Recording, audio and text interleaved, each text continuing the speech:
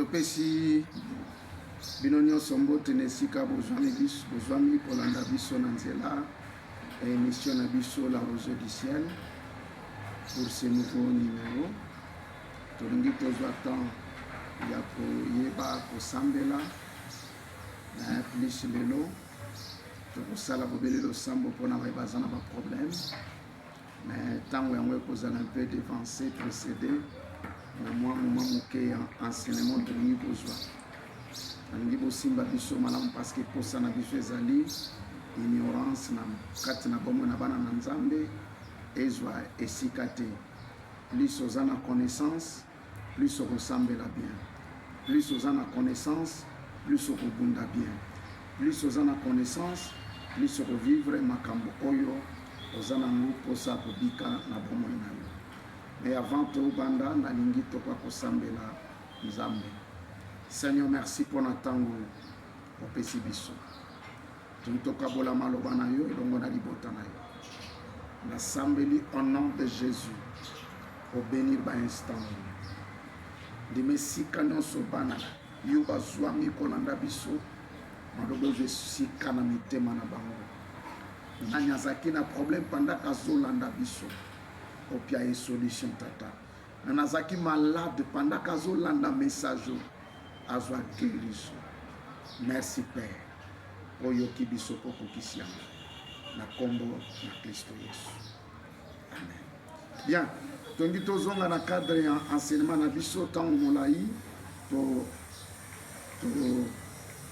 bandaki yango mais tozo silisa yango te na kanisi ete tolingi to avancer lelo et puis sokonzamba sungi biso lobi to sima na lobi donc bakosilisa enseignement oyo po toleka na makambo mosusu. Tozolobela mingi na enseignement na biso comment vivre le miracle. Comment vivre le miracle. Na kanisi bana na nzambe loko liboso tolobaki na biso tanto bandaki enseignement oyo topesaki biso makambo mibale ekokaki na biso tobatela penza. Tobaki na biso eloko liboso to simba na kata sijo tanto zoloba comment vivre le miracle. Et donc, aliboso tolobaki na biso seke oto sengeli kosimba si je lingi kolobe na biso simplement été le miracle est possible. Le miracle de Dieu est possible. Le miracle est biblique. Le miracle existe.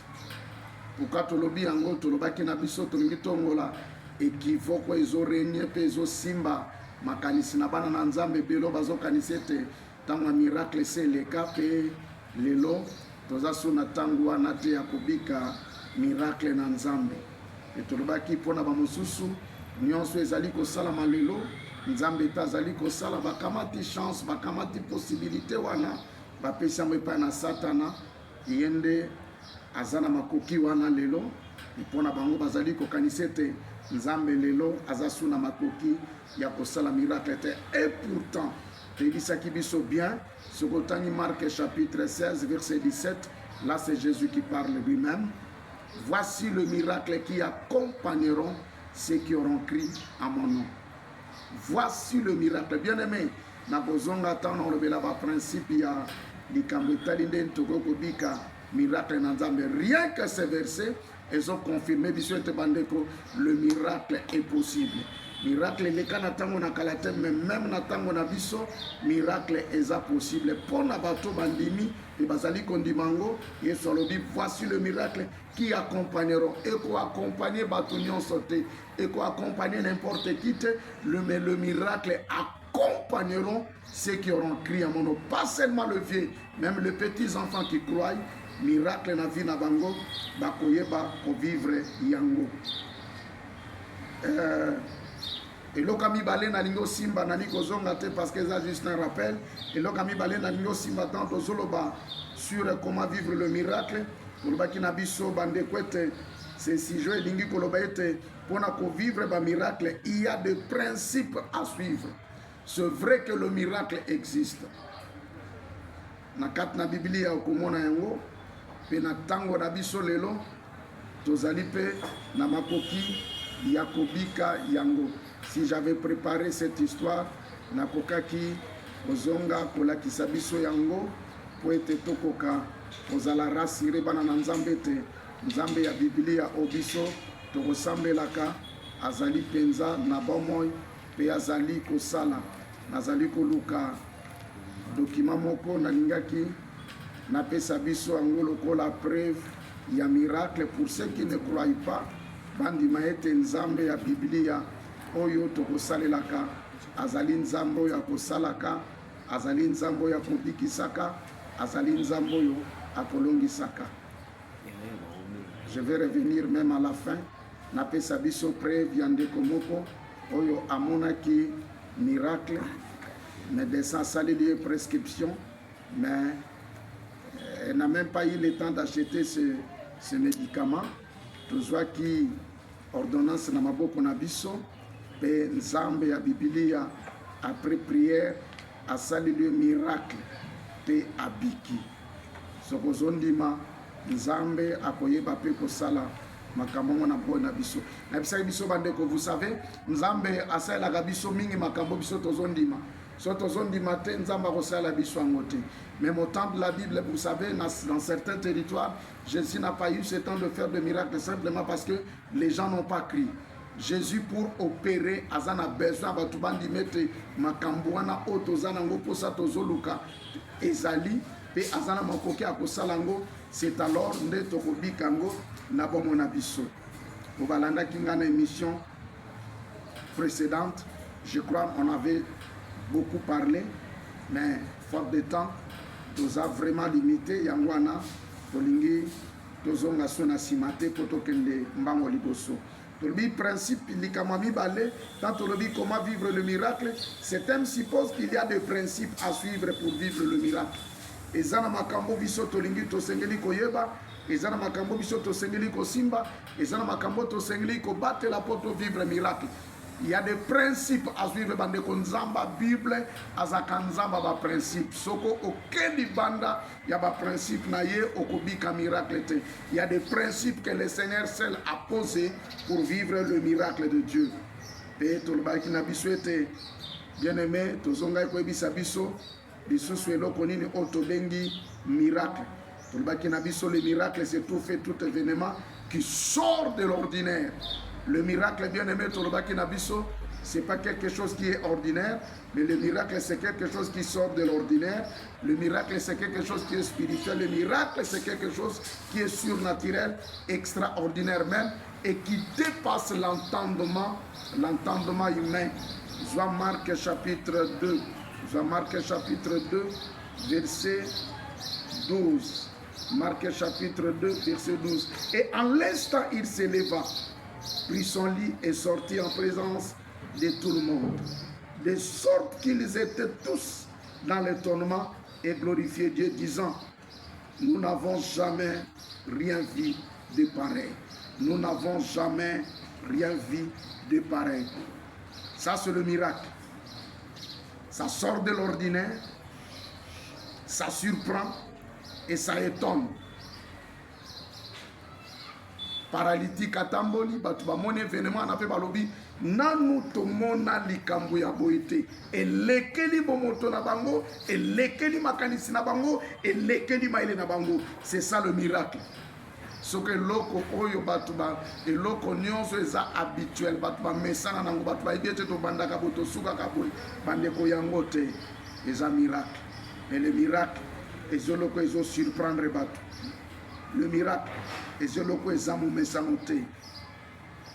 Okoyiko tanga yomoko lisusu Marc chapitre 6 le verset 51. Et j'ai dit le miracle n'est pas habituel.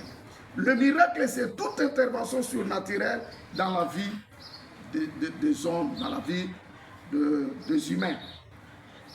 Le miracle, toute intervention surnaturelle, l'intervention dépassant l'entendement humain. Batuba moni likambo pe lekeli bango basosoli yango te. Nzambe atelemi. Mutoto yebi ya bela batango molai. Mutoto yebi ya kotanda ku mutoto yebi ya kelela. Ni makambo bakutani nango na miniti wana ba moni loboko na Nzambe elekeli bango. Mutatamboli mutalobi Mutasala koiko sala. Yangwana tobengi l'intervention divine. Je me rappelle l'intervention na pesi maman nanga tetembo tesi kazali abelisa mwana bazala na hôpital. Mwana jeune fille mais na mbeto hôpital mwana lobakati. Mwana lobaka na ye makoma baba eloko ni komisa bango baba baye bakate. Et comme par surprise tozaki de passage na hôpital bango bazalaki tanga moninga mwana na ya moko amoninga ke koyebisa mama pasteur akomi. Bien aimé, maman ye akodi zwi biso toke na chambre a expliquer biso. Papa tozo comprendre te mwana lobaka traitement yango toza na hôpital mais mwana lobaka kakati. Na bisi mama sombelanga molangi ya mai. Mama sombi molangi ya mai ya Eden ya munena ye nango on a prié na bisi bango na obima na chambre na zokende. Avant ko bimawa nzamba ko intervenir mwano ya koluba. Intervention nzambe tukomona ngwawa eza on a prié to fongoli molangi ya mai mwana meli mai na tuniye rit oliaki nini lobi papa naliaki matembele elekela mama elekela papa sani tamula ya mona na kasuna église te akenda kala mais mukolo amona miracle alobi c'est fini na zongi église bien aimé biloko ebele na église soko toboya yango mpe tondimi miracle te tokokimisa bato. Il y a des gens qui ne viendront à l'église que parce qu'ils ont vu le miracle. Soko toboya yango même le Seigneur Jésus lui-même a dit eza na bato bakondima kaka soko bamoni miracle. Bien aimé, tozana besoin des fois na makambo zolekela biso, tozana besoin intervention nzambe na bomona biso et na laki yo zolandanga na momoyo. Pendant ces quelques minutes après cet enseignement, je vais prier pour toi et tu vivras la main de Dieu. Tu vivras l'intervention surnaturelle, l'intervention divine. Ce qui dépasse ton entendement. Quel que soit mon nene, mon laï, mon zindo, il y a problème na yo, l'Éternel interviendra toujours. Le miracle, c'est toute intervention divine. Nabomoyi. Na biso na bomo ina bana na bato bandeko miracle comme ça kaka même le plus grand savant du monde oyoko kikoyeba na sena moi mais miracle et comme ça kai miracle comme ça kai izana mutoyo abotika la neta oyo za naturel te liboso makambuli ekolekela kai kaka te ekokamisa kai. Mais le lot rapidement na lingina zonga na le belabiso rapidement na moi temps moké comment vivre le miracle. Comment vivre le miracle. Oui bien aimé, tous nous avons besoin de miracle. Moko na domaine où ya vie est concerné azana besoin ya miracle. Moutazobela azana besoin miracle, azana problème en santé, azana besoin miracle. Moutazoluka musala, azana besoin miracle. Moutoba bengani nanda kombongo ezate, azana besoin. Chacun dans le domaine les concernant, azana besoin ya miracle na kati ya vina ye. Et bien aimé, nzambe ya Bible, yé moutagosele la kabiso miracle. Miracle te kanebisa biso eza domaine ya batute, mais miracle eza domaine ya nzambe. Les seuls spécialistes dans le domaine à miracle, les seuls spécialistes dans le domaine à guérison, bien aimé, c'est Dieu. C'est Dieu. Mais comment vivre le miracle? Comment vivre la guérison pour celui qui est malade? Comment avoir la solution dans ton problème?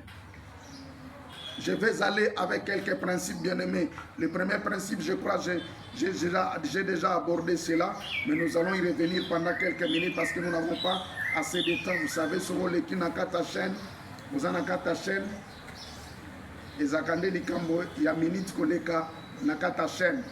Mais, dans a posé, n'a pas sabiso quelques principes pour vivre le miracle. Le premier principe pour vivre le miracle, retenez, bien aimé. Le miracle ne se produit jamais en dehors du nom de Jésus. Ça, c'est le premier principe. Le miracle ne se produit jamais en dehors du nom de Jésus. Pour vivre le miracle, ce n'est pas impossible. C'est possible. Mais seul le nom de Jésus produit les miracles. Actes des apôtres chapitre 4 verset 12 lobi na likolo na se eza na kombo moko te pesa melibiso poto bika na yango bobele kombo na Yesu Kristo. Bien-aimé, soko ondimi na kombo na Yesu esili.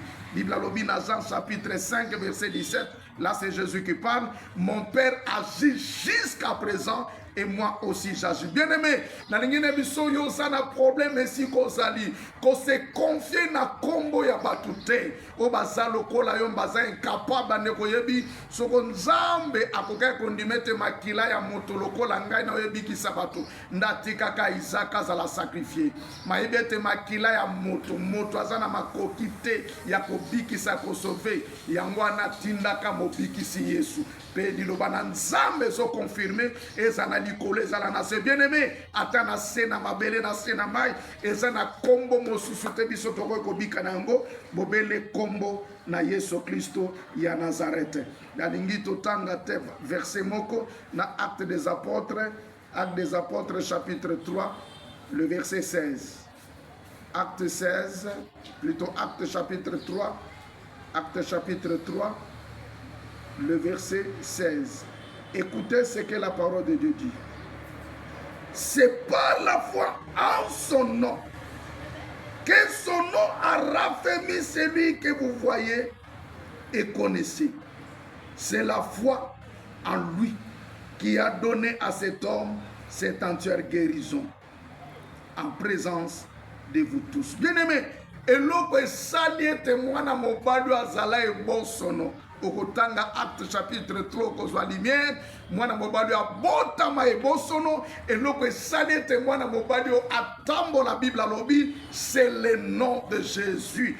Tout celui qui a un problème et qui a besoin d'expérimenter, de vivre l'intervention divine, l'intervention ne vient que par le nom de Jésus. En dehors de ce nom, il n'y a pas de miracle. Yozolananga, si tu crois en Jésus, le miracle est possible dans ta vie. Je ne connais pas ton problème. Ce que tu traverses, je ne connais pas. Mais ndenge ozolanda makambo nazolo banangunga oyo soko zimote mano ojoindre ngo na kata parole miracle nzambe na vie na yo eza possible. Miracle nzambe na vie na yo ekosala mapoko vivre ngo. Jean chapitre 14 verset 13 à 14 la Bible dit, le verset 13 dit ceci: et tout ce que vous demanderez en mon nom, tout ce que vous demanderez en mon nom, nani yango azosenga eloko mobepa na nzambe, aosenga musala, aosenga libala, aosenga mi guérison, aosenga miracle na domaine ezo concerne nani yango atelemi azolela azana besoin nzamba longise na bitumbu etelemele. Bien-aimé, la Bible dit tout ce que vous demandez, tout et alors tout ce que vous demanderez à mon nom, le miracle incline. Tout ce que vous demanderez, la guérison incline na kati ya makambo zoluka na tonga lelo pe na mokolo alelo na sambeli nzambe esika yo zali parce que tu crois en Jésus tika miracle elanda yo. Bible lobi tout ce que vous demanderez à mon nom je le ferai afin que le Père soit glorifié dans le Fils. Je le ferai. Kombo ya nzambe ezo rendre miracle na vie na bana na bato possible. Soko ondimi miracle lelo. Ondimi na kombo na Yesu. Bien-aimé, kombo ya mutute na sena moi. Kombo ya mutute, kombo ya prophète mokote na sena moi. Batangela yo kombo ya mutute, batangela yo nzambe mususute. Voilà ce que je cherchais, bien-aimé. Cette ordonnance à question c'est ça. Na kombo na Yesu. Mwana mwasi oyo abika azala na zemi ya 3 mois menace d'avortement bakomeli ordonnance parce que munganga yebisaki ye risque na tension ndenge ezomata okoyeba kosala avortement aye na ordonnance na kamata ordonnance yango na tia na Bible na ngai. On a prié le Seigneur et jusqu'à ce jour tension ekoma stable pe évolution à grossesse na ye ekoma na kimia. Tala makambo nzambe akosalaka sokoto ndimi na kombo na ye. Namoni eloko nzamba kolemba na kosala te na vie na yo. Oluki batu mingi, o frappe ba porte mingi. Est-ce que ko croire na Jésus tu? Est-ce que ko ndimela yote? Atoza olali na mbeto hôpital. Est-ce que ko ndima ye, ko ndima Yesu te? aza capable à faire sa guérison, aza capable à faire le miracle. Actes des apôtres, le chapitre 16. Actes des apôtres, chapitre 16, le verset 31. Le verset 31. Écoutez ce que la parole de Dieu dit. Paul et Silas répondirent, crois au Seigneur Jésus et tu seras sauvé, toi et ta famille. Crois au Seigneur Jésus. Oh Seigneur, merci. Tu es merveilleux, Papa. Merci de nous avoir envoyé notre Seigneur Jésus-Christ, la source de tout ce que nous avons besoin. Bien-aimé, si tu crois en Jésus, ça c'est Paul. Na Silas ne va répondre na geôlier, na gardien, il y a prison. Parce que Paul na Silas bakangami na kata prison, la Bible dit, au milieu de la nuit, ils ont commencé à adorer le Seigneur. Basene katani bikuke ya boloko fongwani, joli abanga lingami boma baebisie Paul na Silas komi bomate bisonyo sotozawa muto akimite na sala nini. Crois, bien-aimé, le nom de Jésus c'est la solution à ton problème. Pour vivre le miracle, le premier principe c'est de croire au nom de Jésus. Depuis les temps anciens, dans le Bakina Biso, émission précédente, Nzambe abongisi la biso comme Moussousouté. Lisez Esaïe chapitre 35, prenez le verset 4 jusqu'au verset 6. Nzambe abongisi la biso comme Moussousouté. Jean-Baptiste dans sa prison. Atindi batubo kene ko tuna soko ezaye toyete tangu bakeye Yesu alobelo ko mususute azui ba sambeli pona bakoka ba malade ba aveugle ba tamboli ba moni ba paralytique ba telemi bokeno betele masola oboyoki pe obomoni pour dire que zanga l'affaire de la guérison c'est moi. Bien-aimé, si tu crois en Jésus, là où tu es, quel que soit ton problème, bandeko, guérison est possible na bomonayo. Guérison est possible. Le seul spécialiste na makambo il y a miracle, na makambo il y a guérison, c'est Jésus. C'est Jésus. Bake ne kobeti lo bake ne kobeti so ba porte ya batute. Il y a que pas na Yesu. Quel que soit problème na yo, azana solution. Soko komi na suka, yo muto komi na suka. Nzamba Biblia koma kana sukate yo pozola nanga mwana na nzamu komi kloe na mbeto lobi nzambe nazo comprendre te nazo kokali susute kolo aza possible azana possibilité pas na maboki ya bobikisa yo et si kozali kolanda biso. Deuxième principe pour vivre la foi. Deuxième principe pour vivre le miracle, pardon. Deuxième principe pour vivre le miracle, c'est la foi. La foi. Deuxième principe pour vivre le miracle, bien-aimé, il faut avoir la foi. Je suis dans Marc, chapitre 6, premier jusqu'au 5e verset. Premier verset, toketina 5e verset. La Bible dit, Yesu azalaki na mboka penza ye moko. Mais na kati ya mboka yango, asala miracle moko te. Bandeko soka sala miracle te lingo lo bate ba malade bazalaki te na Nazareth. Bazalaki. Mais pourquoi Jésus n'a pas fait de miracle? Parce qu'il y avait la crise de la foi. Bien-aimé tikane bisayo. Bien-aimé. Et si kanyon so kondi mesate miracle salamakate. Oh, pour vivre miracle, il faut avoir la foi. Mais dans ce domaine, pardon, ezana makambo yo fo bengana ela ta foi na yote.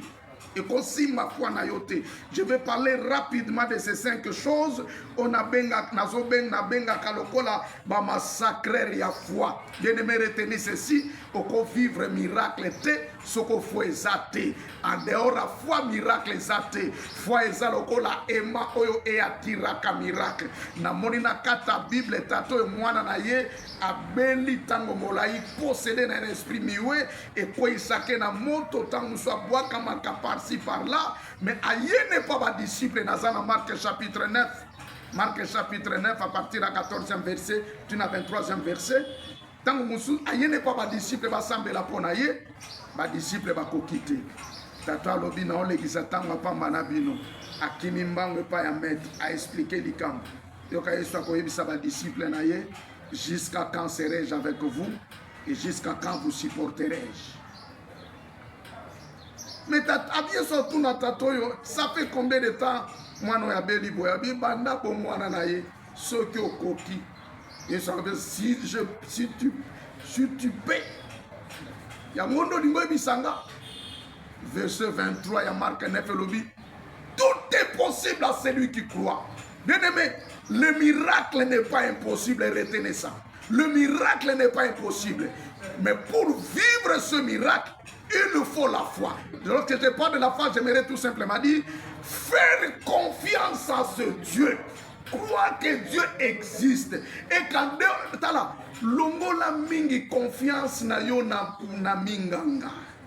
Ofandisi na pekisi yote na boite. Mais bien aimé, munganga ye mokwa ye bisoko nzamba tielo bokote okobikate avant melakisi zala na confiance nanu ya nzambo ya bikisaka na tindio na domaine parce que moi je prêche sur le miracle, je crois que même si tu es malade au cause de kisio bois kiango mais au biki nzamba bikisio parce que la guérison c'est l'affaire de Dieu. Bien aimé, nous avons vu des gens comme ça à belikisi pesate mais nzamba biki, c'est une histoire étonnante. Moi si mon il y a 2 jours passés, l'iboumonaye est très compliqué. À Coca-Cola, la CLT, à Mzogomi bois par-ci par-là, à Bengingana Bouto aux environs de 21h. Bien aimé, na simi téléphone, na litoi, na sambeli konaye, j'étais tellement convaincu, à Zamaï, n'epse Zamaï, à Kamati Maï, Zamou, Azui. Je priais pour le sel, je priais pour l'autre. N'epse Dindisa, Ningisa Mela. Tanga melima ya bando sala défilé ya batuko kende wese kozonga pe asimbi biloko koko nazo tunaye me yo melini no bando sala ba diarebo tango kaka libumune fongwani ayoki na petit ale lobia yena ndako ebisinga papa je suis guéri. Bien aimé, il y a que Jésus qui peut faire des choses comme ça. Si tu as la foi, tu vivras le miracle. Mais attention dans ces domaines, il faut oboya. Faut boya. Boya parce que foi ezalaka détruit na 5 éléments on a ligné na tangue la biso et détruit la foi. Faut ça là très attention. Na benga ngo ba massacrer ya foi. Le premier massacre ya foi c'est la paix. Marc chapitre 5 verset 36. Le premier massacre ya foi c'est la paix. Longola kobanga. Yebe tatangomba molai ndenge nini ekweya. Zacharie 4:6. Atangomba ngweza molai ekokweya. Yesu Kristo alobaki so bozana kondimata lokola graine ya mbuma ya moutarde. Bokoloba na foi oyo na ngombo oyo pardon epi kwa mebwaka manebale ekotosa. Soko bozana foi lokola kaka mbuma ya muke lokola taya wangila. Boko pesa mitindo na ngombe bwaka manebale ekotosa. Soko bozana foi. Bien aimé, tout est possible. Mais loko fosa l'effort na vie na yo, foi ekweyate, foi eninganate. Kolata kobangate. Nzokande batu musuba zoke échoué à cause de foi. Pierre atambola kalikola maime tango kobangeye anoyé. Marc 5:36. Sans tenir compte de ces paroles, soyez ici. Ne crains pas, crois seulement. Deuxième massacre, il y a foi, c'est le doute. Premier massacre, la paix. Pandeko, nazonga mamuke, koko tanga Juge chapitre 7. Zamba linga bata kobanga te, so ozana kobanga c'est fini. Epsa je deyon boke na bitumba me boke ne belete. Osoboke bele bo gagner bo lobete makasi na bino mutu e ganese bino na itumba wana. Azana posa te boke ne bele. Nzambe ye moko a sélectionné bango. Mais tant azo sélectionné yo ka likamba liboso nzamba posa compréhensible alobi ba craintif nyonso longo la bango. Ba de nzamba linga bata obanga te. So ozana kobanga esili. Ozate lo kozana mo besoin. So ozana kobanga o mona miracle te. Miracle et c'est la foi. Et dans 4 domaines de foi, il faut être audacieux. Si tu n'as pas l'audace, bien aimé, miracle, il faut vivre en côté. Deuxième massacre, la foi, ce sont les doutes. Les doutes viennent quand l'homme commence à voir le contraire de ce qu'il espère. Je reprends. Les doutes viennent quand l'homme commence à voir le contraire de ce qu'il espère. J'attendais à ça. Voilà ce que je vois. Est-ce que ça sera encore possible?